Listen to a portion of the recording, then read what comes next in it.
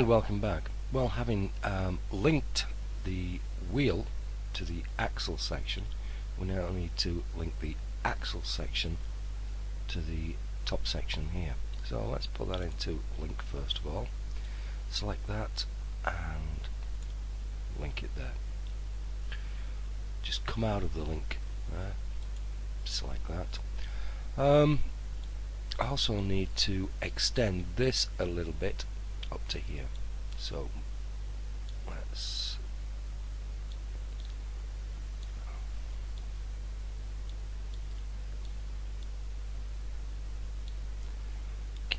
select that, pop into modify, down to edge, select that edge there, press shift, select the edge next to it, up to select and move.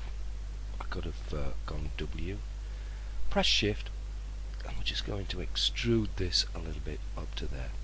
That's all I'm going to do with it this moment in time. I can actually modify it a little bit later on if need be. Okay, let's pop into our front view. Let's go zoom, pull back. Now what I need to do is angle this to that point there. So up to this section, popped up to the rotate, and let's rotate that about there. Now you'll notice that the wheel and the axle went with it, so deselect this, now select the axle and about there. Let's select all of this. So I'll just come back a little bit more. Select all of it. We can pull it across a bit and down. Into our left viewport, go zoom. As we can see there, we just need to rotate it about that angle there.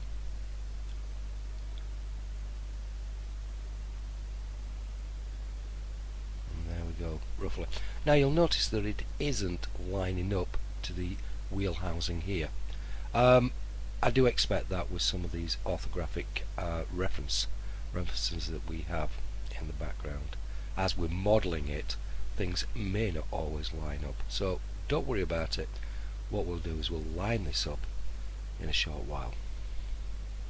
Now I've seen many models of aeroplanes taking off, and I know straight away that the models, no matter how good the model is, because the actions generally of the wheel undercarriage don't reflect life.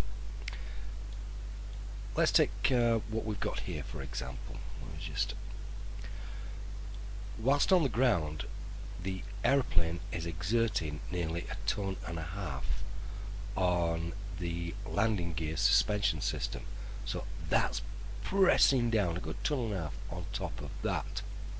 Of course, when the airplane's taking off, that pressure is removed, so therefore this section it's pushed back down, and these extend downwards.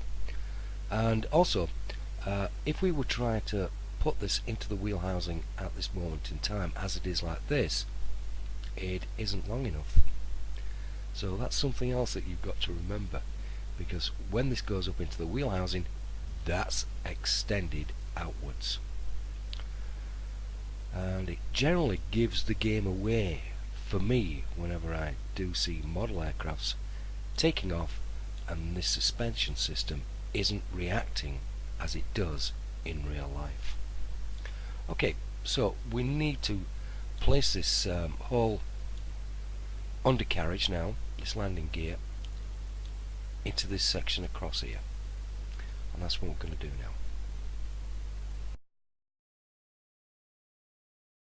now. Well, there's no real point you sitting and watching me place this into the housing. It's straightforward action with your move and rotate tools. Okay, so once we've got it fitting in position and it's not protruding, I'll just select this, and it's not really protruding anywhere, which it isn't. It's fitting nicely inside that housing.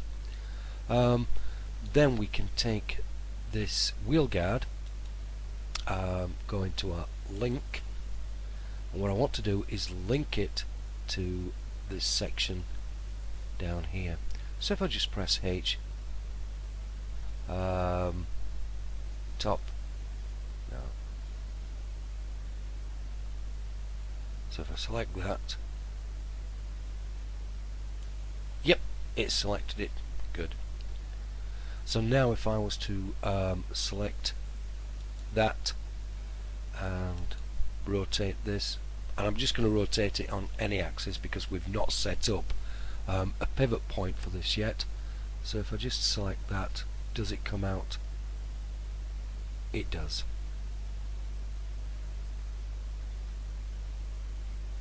There we go.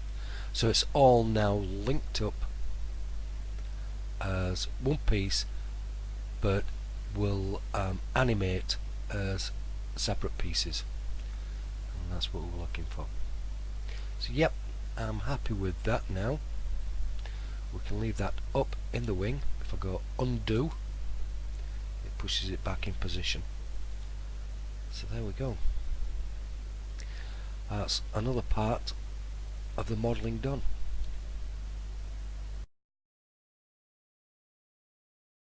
Okay, well, we're in the top viewport now. I just want to pop into the layers manager. The front wing, I'll have a look at the wing here. It's frozen at the moment, so we're going to unfreeze that one. However, we will freeze the undercarriage that we've just created, landing gear and the wheel guard, and yep, that should be okay for that. So let's close that back down. We can select our wing now, do Alt X for a moment,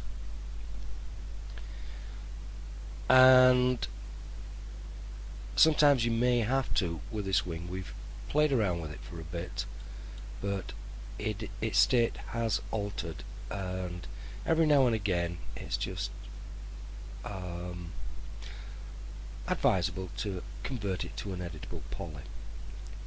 I'd noticed that it was no longer an editable poly because of graphite modelling tools up here. We only have this section and not the edit, and it's the edit part I want because I'm going in for a swift loop, and I'm going to put a loop in there in line with our machine gun because we're going to create this machine gun part now. So one loop there and another loop just along there, and let's right click to get rid of that part. Select this again. Now when we were creating the undercarriage housing here, we created a copy of the wing and then actually removed this section here. But there is another way of actually detaching sections of the wing. I'm just going to show you this one now. Going into editable poly here and popping down to polygon, I'm going to uncheck ignore back facing and then select these sections of polygons. We can see they've turned red there. And now what I'm going to say is detach. It comes up, do I want to detach it to an element? Well, an element, if we make any modifications there, it simply updates those modifications. We want to detach this as a clone, a sort of copy. And this one I'm just going to call mgun, and it's on the port side or the left side, so L, and we'll say OK. Now it's still kept the polygons which are associated with a wing, but it has made a copy of those polygons there. So what I want to do now is press H on the keypad, and here we can see that we've got a wing and we've got our machine gun. Select machine gun, say OK. Now I want to pop up to hierarchy first of all, affect pivot only, and then center the pivot to our object. There we go, it's now centered, and we'll uncheck that. I want to make a note of the middle section in the Y axis here, which is 70.984. And now I'm just going to pull this out, leave that there for a moment, and then click on the wing again, pop to modify. We're still on the polygon, so I'm going to select these polygons here that we had selected before and press delete. Now I can concentrate on this section of the wing here. So up to root, we've got that one selected, and if I just pop down here now and go 70.984, 70.984, press return, and now it's put it back into its original position. And we'll just deselect that now, zoom in a little bit more, pop up to our create. I want another cylinder. What I'm doing now is creating the machine gun itself. Just select, get the approximate diameter, push that back, and then we'll rotate, make sure snaps on, angle snap, bring it up 90 degrees. Remember, if you can't see it in the yellow, look down here, there it is, 90 degrees. Let's pull this out a little bit. Now we know it's not completely up to the edge there, so not to worry. Into our modify panel, let's look at the height, increase the height. Now I want that to go quite a way back inside, and there is a reason for it. We're happy with the radius. Height segments 5, I'm going to leave it at that. Yep, so OK on that. Now I'm going to right click